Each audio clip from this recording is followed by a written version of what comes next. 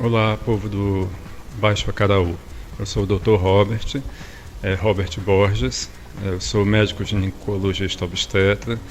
Eu atuo na região do Acaraú há 17 anos como ginecologista obstetra e sou médico da Maternidade Escola Assis Chateaubriand em Fortaleza e médico do Hospital Regional Norte em Sobral. Venho aqui falar sobre o câncer de colo do útero e também sobre a endometriose. O câncer de colo de útero é uma lesão maligna, né, que atinge o colo do útero, que é a parte inferior do útero, que está em contato com a vagina, né, e ele é uma das causas maiores de morte e mortalidade na mulher. Os sintomas são sangramentos transvaginal não relacionados com a menstruação, dor pélvica, né, dor no ato sexual, sangramentos após relação sexual, alguns tipos de corrimento estão relacionados também à presença, e a queixa principal, mais frequente, é a queixa de sangramento. O rastreio do câncer de colo de útero é feito com um exame simples, que é o exame do Papa Nicolau, que é a prevenção, né, a chamada prevenção do câncer de colo. É feito na Unidade Básica de Saúde, nos PSFs, né, e é a coleta de um raspado do colo do útero e é mandado para análise. Ali a gente vai identificar se tem achados sugestivos de neoplasia, que é o câncer. O câncer de colo de útero é mais frequente em mulheres na faixa reprodutiva, de 30 a 50 anos de idade é a faixa mais frequente. Pessoas da raça negra, né, são mais suscetíveis, então mulheres da raça negra, as pardas e as brancas, na sequência, são as mais suscetíveis. Multiparidade, múltiplos parceiros também. Então, mulheres que têm uma vida sexual com múltiplos parceiros estão mais expostas, além do câncer de colo do útero, a infecções DSTs, né? E a exposição ao HPV. O HPV está bastante relacionado ao desenvolvimento de neoplasia do colo do útero. O tabagismo também está relacionado não só com o câncer de colo do útero, mas outros cânceres também, como boca, estômago, esôfago, tá certo? Tem tratamento e pode ter cura dependendo do estadiamento que é encontrado, né? Então, quanto mais precoce a gente identifica, maior as chances de cura. O câncer de colo de útero tem vários tratamentos dependendo do estadiamento. Então, estágios mais avançados vão precisar de cirurgia, quimioterapia, radioterapia, e estágios menores, né, pode ser simplesmente um tratamento ambulatorial mesmo, quando são lesões pré-malignas, né? A prevenção a gente pode atuar com a vacina do HPV, né, nos jovens, que está liberado para os adolescentes de 15 a 16 anos até em torno de 26 anos, pessoas que ainda não tiveram a vida sexual ativa, né, porque aí não tem o risco de exposição do HPV. A vacina é para evitar a manifestação da doença, né, que ela fique doente pelo HPV, prevenindo. Então, tem a vacina que é feita em 2 doses, é uma vacina quadrivalente disponível na rede pública de saúde. Essa é uma das profilaxias. E a outra é o acompanhamento, é a prevenção. A mulher frequentemente colher o exame para identificar quanto alterações mais iniciais. A endometriose é uma doença que se deve à implantação do tecido endometrial.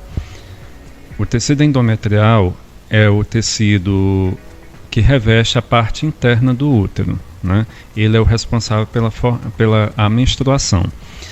E o que é endometriose? É quando o endométrio, por algum motivo que a gente ainda não sabe explicar, né, ele começa a se implantar fora dessa parte interna do útero. Ele pode se implantar sobre a parede uterina, sobre a bexiga, os ovários, intestino, parede abdominal interna. Então, a endometriose é um tecido inflamatório causado pela implantação do endométrio fora do útero. A endometriose é basicamente a dor. Então, a causa mais comum de dor pélvica na mulher é a endometriose.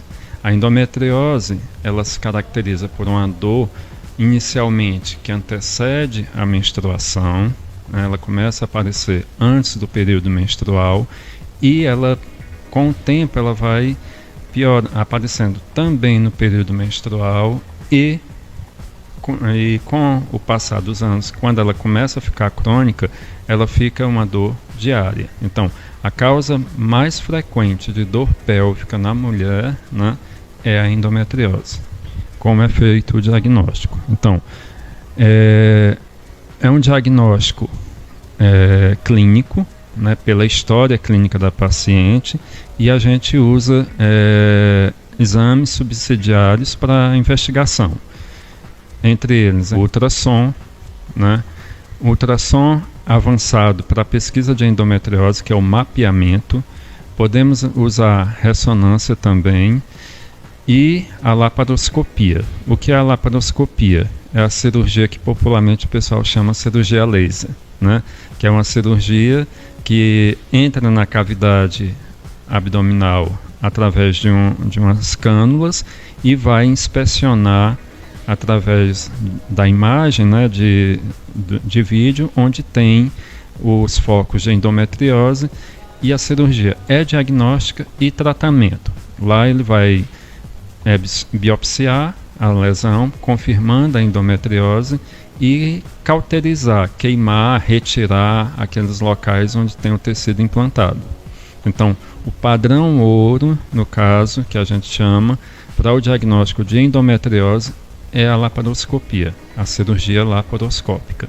Bem, a endometriose, como fator de risco, ciclos menstruais aumentados, né? Quando a mulher tem fluxo menstrual muito intenso, que dura muitos dias, a história familiar também, então antecedentes familiares de endometriose aumenta o risco, cirurgias anteriores, né? Então a cesárea, que muita gente quer fazer para não sentir a dor do trabalho de parto, aumenta o risco de endometriose. Mulheres que nunca tiveram parto cesáreo, elas futuramente podem ter mais chance de ter endometriose do que mulheres que pariram de parto normal, porque até é uma forma de espalhar o tecido endometrial além do útero, indo até a nível de pele. Ela não tem relação com o câncer, ela não tem relação com o processo infeccioso, não é causado por um vírus. Até agora a gente não vê nenhuma relação viral e também não tem relação com neoplasia.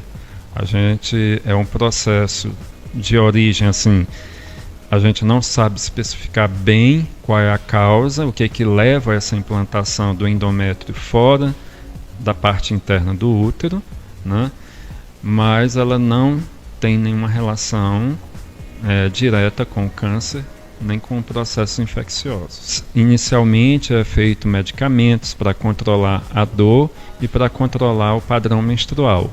Então, a principal causa que leva a mulher a procurar o auxílio médico é a dor, né? A dor durante a menstruação. E, então, um dos tratamentos mais utilizados hoje em dia é suspender a menstruação por um determinado tempo, com o uso de medicamentos, alguns tipos de anticoncepcionais que se usa para suspender a menstruação, aliviando o distúrbio que causa a menstruação, a dor, o sangramento excessivo, e diminuir o processo inflamatório que causa. Então, a gente suspende a menstruação por um determinado tempo para ver se melhora, o processo regride. Aí a cirurgia, né, e tratamentos alternativos como a acupuntura, a gente utiliza.